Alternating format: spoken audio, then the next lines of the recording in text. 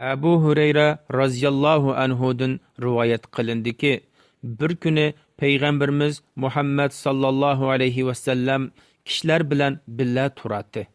Bir odam kelib payg'ambarimizdan iymon degan nima deb so'radi. Payg'ambar alayhissalom iymon degan Allohga, Allohning farishlariga, Allohga ushirishga, Allohning payg'ambarlariga o'lgandan keyin tirildiganligiga ishonishdir deb javob berdi.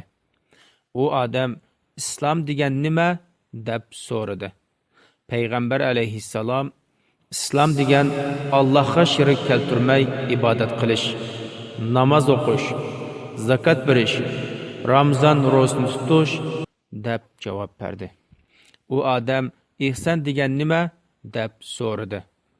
Payg'ambar alayhissalom ihson degan Allohga xuddi Allohni ko'rib turayotgandek ibodat qilish. Garchi sen Allohni ko'rmasangmi, Alloh seni ko'rib turadi deb javob berdi. U odam qiyomat qachon bo'ladi deb so'radi. Payg'ambarimiz javob berguchi so'rg'uchidan ortiq emas. Qiyomatning oldin bo'ladigan alomatlardan xabar beray. Dedak o'z g'o'jayinini tuqqan chog'da, padişlar cho'ng imorat silish bilan faxrlangan chog'da qiyomat yaqinlashgan bo'ladi.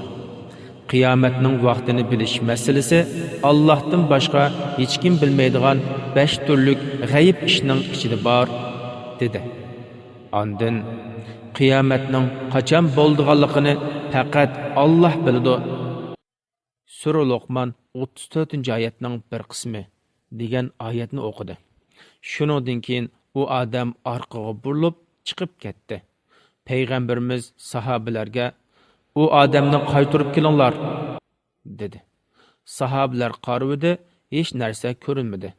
Payg'ambar alayhissalom u Jibril bo'ladi.